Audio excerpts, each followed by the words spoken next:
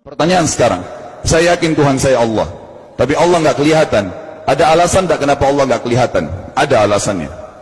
Anda tanamkan baik-baik, ini masalah akidah yang paling penting. Kata Nabi, itu disebutkan dalam banyak riwayat, bahwasanya nabi-nabi pun belum pernah ada nabi yang lihat Allah, termasuk Nabi Muhammad SAW. Kita ambil dalilnya dalam hadis Bukhari. Waktu Nabi SAW pulang dari Isra Mi'raj, jemaah sekalian, Aisyah bertanya radhiyallahu anha, berkata, istri beliau, ya Rasulullah, hal tara rabbak, apakah anda waktu Mi'raj ke langit, terima perintah salat, sempat lihat Tuhan anda enggak? Lihat enggak Allah itu bagaimana? Apa jawaban Nabi SAW? Nurun ala nur anna arah. Allah itu cahaya, di atas cahaya, terang sekali, bagaimana saya bisa melihatnya? Artinya Nabi SAW mengatakan, saya sendiri belum pernah lihat bagaimana itu Allah. Contoh sebelumnya Nabi Musa alaihissalam. Nabi Musa waktu menerima wahyu Taurat, itu selama 40 hari, turun Taurat lengkap. Al-Quran 23 tahun baru lengkap. Kalau Taurat 40 hari, nunggu di gunung Tursina. Tursina sebuah wilayah di Mesir sekarang. Itu banyak gunung-gunung batu, ada satu gunung batu yang tinggi, Nabi Musa nunggu di situ. Setiap hari Jibril datang turunin surah, turunin ayat gitu. Setelah berlalu 37 hari dari 40 hari menunggu Taurat turun, Nabi Musa alaihissalam tiba-tiba bertanya kepada Allah, mengatakan begini dalam Al-Quran, A'udzu minasyaitonir rajim, Rabbi arini anzur ilaik. Wahai Tuhanku, izinkan aku melihatmu. Aku beriman kau ada ya Allah, tapi aku ingin lihat kau bagaimana. Allah menjawab, tidak mau mengecewakan Nabi Musa. Sebagai manusia Allah mengatakan, lan tarani. Perlu anda tahu dalam bahasa Arab jemaah sekalian, ada 3 kosakata la, tidak yang berarti tidak. Ada la biasa artinya tidak, ada lam dengan mim, lam artinya tidak pernah, ada lam dengan nun, lan artinya tidak akan pernah. Allah mengatakan apa? Lan tarani, kau tidak akan mampu melihatku wahai Musa. Tapi Allah nggak mau kecewain Musa. Ternyata Musa selama 37 hari jemaah sekalian kagum-kagum melihat gunung-gunung batu di situ. Pergantian siang malam, burung-burung yang terbang, air yang mengalir di lereng-lereng gunung. Lalu dia mengatakan, Allah mengatakan apa? Walakin unzur ilal jabal, fa in istaqarra makanahu fasawfa tarani. Coba kamu lihat gunung-gunung batu di sekitarmu hai Musa. Kalau mereka bisa menampung kedatanganku, kata Allah, kau akan bisa melihatku. Apa yang terjadi? Allah lanjutkan, falamma tajalla rabbuhu lil jabal, waktu Allah baru niat mau datang, belum datang, ja'alahu dakka, semua gunung batu itu hancur lebur, tidak mampu menampung kedatangan Allah. Wa kharra Musa sa'iqa, lalu Musa pingsan tiba-tiba. Waktu Nabi Musa bangun, langsung ucapkan kalimat, amantu billah, saya beriman pada Allah. Berarti fakta lapangan, nabi-nabi aja belum pernah lihat Allah. Masih pertanyaan lagi jemaah sekalian, kenapa Allah nggak bisa kelihatan? Saya akan jawab dan tolong ini jadikan sebagai pegangan hidup. Ini landasan akidah kita. Kata para ulama, karena anda kalau sholat, anda mengucapkan satu kalimat yang merupakan jawabannya. Allahu Akbar. Allah Maha Besar. Akbar adalah siga mubalaghah dalam Islam. Sesuatu yang melampaui batas, Maha Besar.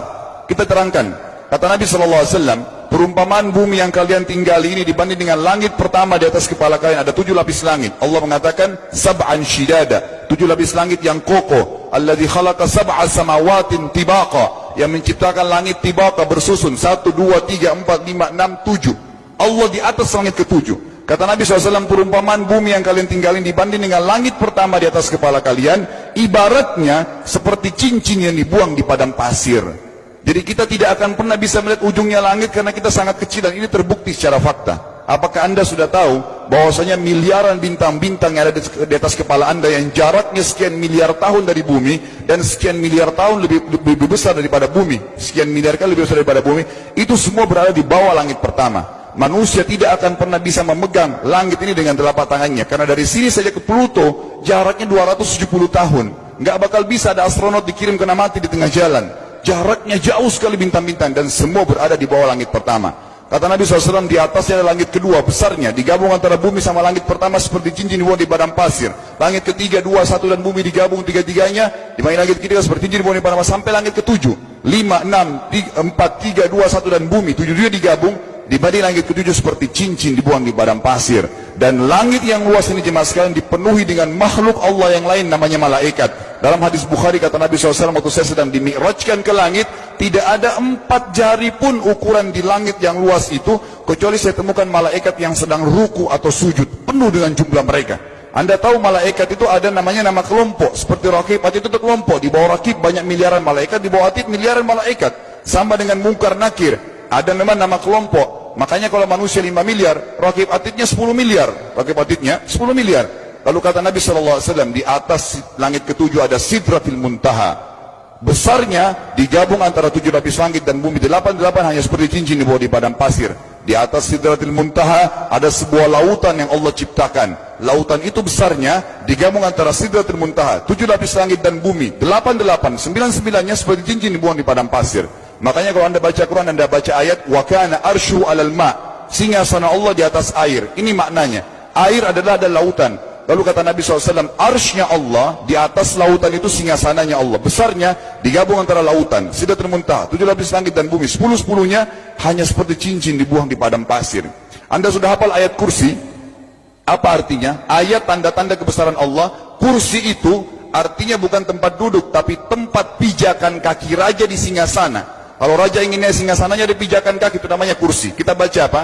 Wasi'a kursiyuhu as-samawati wal ard. Pijakan kakinya Allah saja sudah menutupi seluruh langit dan bumi ini. Jadi kita mustahil bisa melihat Allah karena besarnya Allah Azza wa Jal.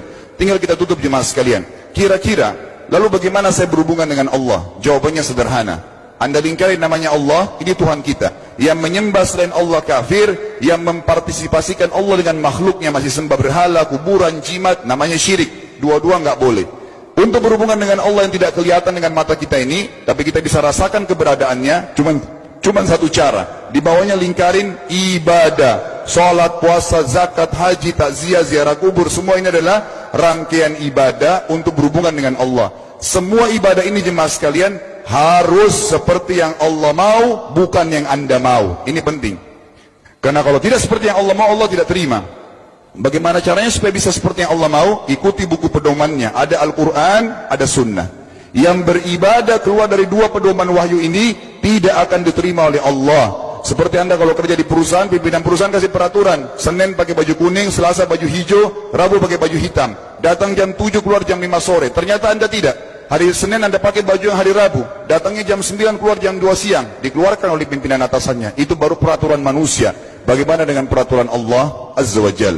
Maka kita simpulkan semua jemaah sekalian adalah, yakinlah Tuhan Anda Allah ada, satu-satunya Tuhan. Kalau Anda sedang sakit, yang ciptakan Anda Allah, yang ciptakan penyakit Allah, yang menciptakan kesembuhannya Allah. Kalau kita sedang musibah sama, kalau kita sudah senang juga sama. Semoga Allah SWT menjadikan kita orang-orang yang senantiasa beriman padanya, dan juga selalu bertumbuh dalam keimanan tersebut serta mengikuti syariat. أمي كم أهواها أشتاق لمرآها وأحن لألقاها وأقبل يمناها